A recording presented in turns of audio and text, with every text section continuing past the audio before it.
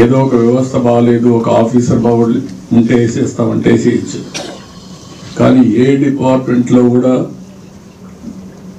మీరు ఒకసారి చూస్తే ఆడిట్ చేసిన పాపాలు పోలేదు. డైవర్షన్స్ విపరీతంగా చేసేసారు. ఇంకొక పక్క కేంద్రం ఇచ్చే డబ్బులను తీసుకొచ్చి ఎక్కడికక్కడ వేరే అకౌంట్కి డైవర్ట్ చేస్తే కేంద్ర ప్రభుత్వం మనం పోయి డబ్బులు ఇవ్వని అడిగితే మనకు రావాల్సిన వాటా కూడా మీ వాళ్ళంతా వారు చేశారు. ముందు యూటిలైజేషన్ సర్టిఫికెట్స్ ఇవ్వండి, దేనికి వాడారో చెప్పండి, చెప్పిన తర్వాత డబ్బులు ఇస్తామనే పరిస్థితి. ఉదాహరణ మీరు చూస్తే ఫైనాన్స్ కమిషన్ అనేది కేంద్రం, రాష్ట్రం, లోకల్ బాడీస్కి ఒక అవార్డు ఇస్తారు 5 ఏళ్లకు గాను. ఈ జనాభా దామాషా ప్రకారం డబ్బులు పంపిస్తారు. కేంద్రం పంపించే డబ్బులు ఇక్కడికి వచ్చినప్పుడు మనం ఆ డిపార్ట్మెంట్ ఎవరైతే ఏ పర్పస్ కోసమైతే ఆ డబ్బులు ఇచ్చారో దానికి ఖర్చు పెట్టే పరిస్థితి రావాలి. అది ఖర్చు పెట్టినప్పుడు వాళ్ళు నెక్స్ట్ రిలీజ్ ఇవ్వరు. ఇప్పుడు ఉదాహరణ పంచాయతీలో 990 కోట్ల రూపాయలు వీళ్ళు డైవర్ట్ చేశారు.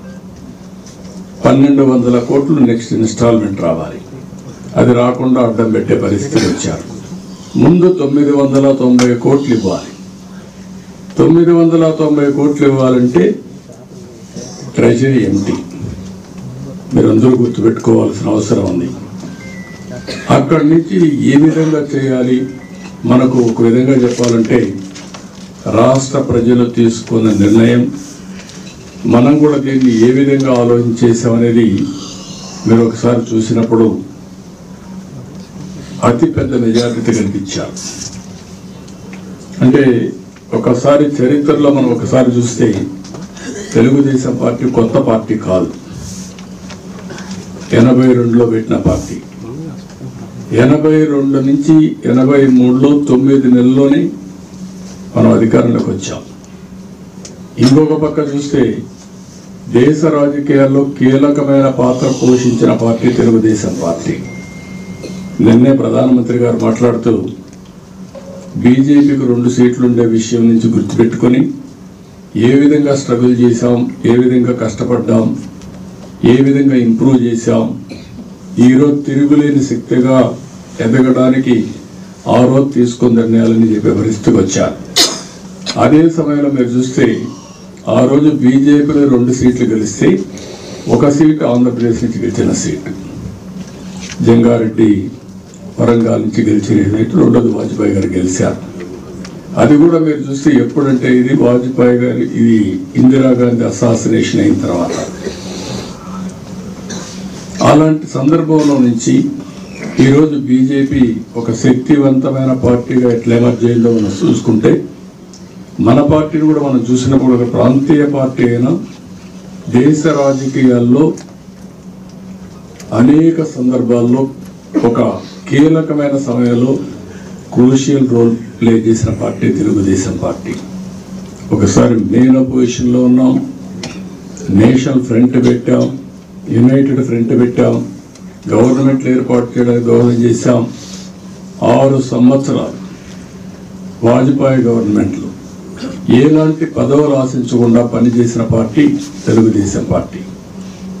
ఇవన్నీ కూడా ఈరోజు కూడా మనం చూస్తే ఎంతోమంది ఎన్నో మాట్లాడినప్పుడు ఒకటే చెప్పాం, తెలుగుదేశం పార్టీకి ఒక విశ్వసనీయత ఉంది.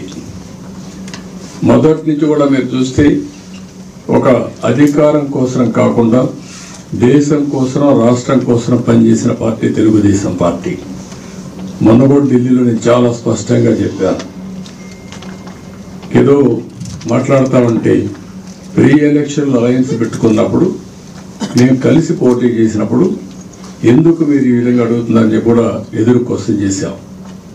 అంటే మీరందరూ ఒక విషయం గుర్తుపెట్టుకోవాలి, ఒక నాయకుడికి కానీ ఒక పార్టీకి కానీ విశ్వసనీయత రావాలంటే చాలా సమయం పడుతుంది, చెడగొట్టుకోవాలంటే చాలా తక్కువ సమయం పడుతుంది. అది నాకు ఒక్కడికే కాదు, ఇక్కడుండే ఎమ్మెల్యేలకు, ఎంపీలకు ప్రతి ఒక్కరికి వర్తిస్తుంది. ఈ విషయం మనందరం గుర్తుపెట్టుకోవాల్సిన అవసరం ఉంది. ఈరోజు ఎన్నికలప్పుడు ఎందుకు నేను ఇవన్నీ మీకు చెప్పాల్సి వస్తుందంటే, మనం కూడా అనునిత్యం నిన్న ప్రధానమంత్రి గారిని చూశాను, నిన్న హర్యానా ఎలక్షన్లో గెలిచారు. హర్యానా ఎలక్షన్లో గెలిస్తే మళ్ళా దేశంలో ఒక సంకేతం ఇవ్వడమే కాకుండా మళ్ళీ దేశంలో పార్టీని బలోపేతం చేసుకోవడానికి నెక్స్ట్ ఎలక్షన్లకు సిద్ధం కావడానికి నిన్న ప్రమాణ స్వీకారం పెట్టారు. అందరిని ఇన్వైట్ చేశారు. మేమందరం వెళ్ళాం ఎన్డీఏ పార్ట్నర్స్గా. మేమందరం వెళ్ళినప్పుడు చాలా విషయాలు డిస్కస్ చేశాం.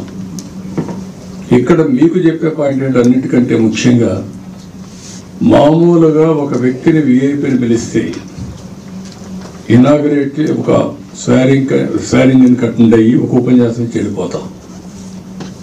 నిన్న మార్నింగ్ 1 to 2, 1:50 నుంచి 2:15కు 2కు అయ్యింది. స్వేరింగ్ అయిపోయిన తర్వాత 3:30కు 3:15కి మీటింగ్ పెట్టారు. 5 గంటలు ప్రధానమంత్రి కూర్చున్నాడు ఆల్ చీఫ్ మినిస్టర్స్ మీటింగ్లో. అంటే నిన్న 5 గంటలు కూర్చోవాల్సిన అవసరం లేదు. అంటే నెక్స్ట్ ఎలక్షన్ ప్రిపేర్ అవుతున్నారు. నేను ఆ మాటే చెప్పాను. ఇక్కడుండే ఆల్ సీఎంస్ అంతా మనం గుర్తుపెట్టుకోవాల్సింది, ప్రధానమంత్రి చూసి నేర్చుకోవాల్సింది ఆయన పట్టుదల, ఆయన చేసిన కృషి, ఆయన చేస్తున్న కృషి వల్లనే 3వసారి ప్రధానమంత్రి అయ్యాడు. 6 సార్లు గుజరాత్లో గెలిచారు, 3వసారి హర్యానాలో గెలిచారు. చాలా రాష్ట్రాలు గెలిచే పరిస్థితి వచ్చింది. ఒక సమిష్టిగా పనిచేయడం, ప్రజల విశ్వాసాన్ని పొందడం, ఒక ఏ నిర్ణయం చేసినా ప్రజల్ని దృష్టిలో పెట్టుకొని చేయడం, ఇవన్నీ కూడా చాలా పర్ఫెక్ట్గా చేశారు. కాబట్టి ఈరోజు దేశంలో ఎవరికి రానటువంటి విక్టరీ నరేంద్ర మోడీ గారు సాధించగలుగుతున్నారంటే దాని వెనకాల కఠోరమైన శ్రమ ఉంది. అదే మరిగా